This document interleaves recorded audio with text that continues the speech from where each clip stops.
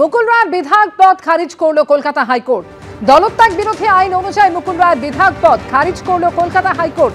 একই সঙ্গে বিধানসভার অধ্যক্ষের সিদ্ধান্ত খারিজ কলকাতা হাইকোর্টের। দলত্যাগ বিরোধী আইন অনুযায়ী মুকুল রায়ের বিধায়ক পদ খারিজ করল কলকাতা হাইকোর্ট।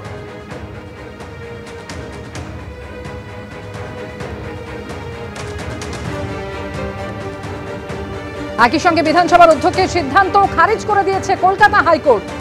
মুকুল রায়ের বিধায়ক পদ এবার খারিজ করল কলকাতা হাইকোর্ট। দলত্যাগ বিরোধী আইন অনুযায়ী মুকুল রায়ের বিধায়ক পদ খারিজ করল কলকাতা হাইকোর্ট।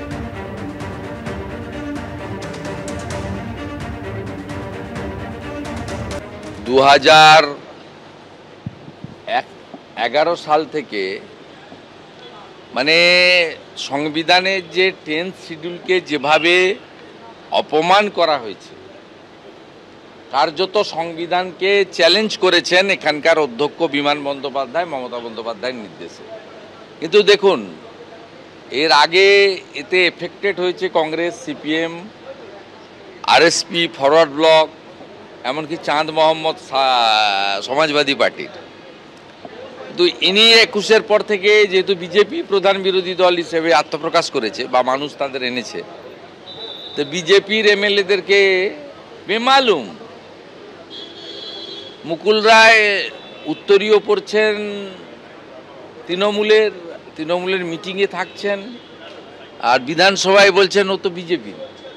এইরকম মিথ্যাচার অধ্যক্ষ গোটা ভূভারতে কোথাও পাবেন না, যিনি মিথ্যাচারটা বিজেপির সঙ্গে শুধু করছেন না, সংবিধানের সঙ্গে করছেন। এইরকম একটা সাংবিধানিক পোস্টে উনি বসে থেকে শুভেন্দু অধিকারীর বক্তব্য শুনলেন এবং কলকাতা হাইকোর্টের নির্দেশ, বিচারপতি দেবাংশু বসাকের ডিভিশন বেঞ্চ আজকে নির্দেশ দিয়েছে যে মুকুল রায়ের বিধায়ক পদ খারিজ করা হলো এবং দল বিরোধী যে আইন, দলত্যাগ বিরোধী যে আইন, তার অনুযায়ী কিন্তু তার বিধায়ক পদ খারিজ করার সিদ্ধান্ত নিয়েছে কলকাতা হাইকোর্ট। কথা বলবো, সৌভিক মজুমদার রয়েছেন আমাদের সঙ্গে।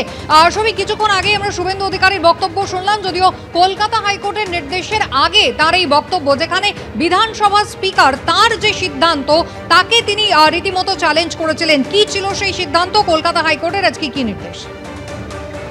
দেখো, একেবারেই বিধানসভার অধ্যক্ষের যে সিদ্ধান্ত ছিল সেটাই কিন্তু কলকাতা হাইকোর্টের কাছে মূল আলোচ্য বিষয় ছিল। প্রথমত তোমার মনে থাকবে যে এক্ষেত্রে প্রথম যে মামলা হয়েছিল সেই মামলায় কিন্তু বলা হয়েছিল যে পাবলিক অ্যাকাউন্টস কমিটি, অর্থাৎ বিধানসভার যে পাবলিক অ্যাকাউন্টস কমিটি রয়েছে সেই কমিটির চেয়ারম্যান পদে মুকুল রায় কেন আসীন থাকবেন। তার কারণ বিজেপির প্রশ্ন তুলেছিল যে সেই সময় মুকুল রায়কে যখন চেয়ারম্যান করা হয়েছিল তখন তিনি বিজেপির বিধায়ক হিসাবে, বিজেপির প্রতিনিধি হিসাবে তিনি সেই পদে আসীন হয়েছিলেন। কিন্তু পরবর্তী ক্ষেত্রে তারা দেখতে পান যে মুকুল রায় তিনি কিন্তু তৃণমূল কংগ্রেসে ফেরত যান। ফলে ওই কমিটির চেয়ারম্যান পদে আসীন থাকার যে যোগ্যতা বিজেপির রয়েছে সেই যোগ্যতায় বিজেপির কোনো বিধায়ককে আসীন না করে কেন দল পাল্টে অন্য দলে যাওয়া একজন বিধায়ককে রেখে দেওয়া হবে, সেই প্রশ্ন তারা তুলেছিলেন এবং সেই কারণেই তারা কলকাতা হাইকোর্টে প্রথমত এসেছিলেন। এবং এই দুটি মামলার ক্ষেত্রে, অর্থাৎ 2021 সালের বিজেপি নেতা অম্বিকা রায় এবং 2023 সালের বিজেপি নেতা শুভেন্দু অধিকারীর করা মামলায় কিন্তু এই দুটো ক্ষেত্রেই একই বক্তব্য ছিল যে দলত্যাগ বিরোধী আইনে মুকুল রায়ের যে বিধায়ক পদ ছিল সেই বিধায়ক পদ খারিজ করা হোক। তার কারণ তিনি যে বিধানসভা ক্ষেত্র থেকে জয়ী হয়ে এসেছিলেন সেখানকার মানুষ শুধুমাত্র মুকুল রায়কে দেখে ভোট দেননি, তারা কিন্তু ভোট দিয়েছিলেন বিজেপিকে দেখে। ফলে সেই বিধায়ক পদ খারিজ করা হোক এই আবেদন নিয়ে তারা কলকাতা হাইকোর্টে এসেছিলেন। কলকাতা হাইকোর্টের বক্তব্য ছিল যে এই বিষয়ে যে সিদ্ধান্ত নেওয়ার প্রাথমিক পর্যায়ের অধিকার, সেই অধিকার বিধানসভার মাননীয় অধ্যক্ষের রয়েছে।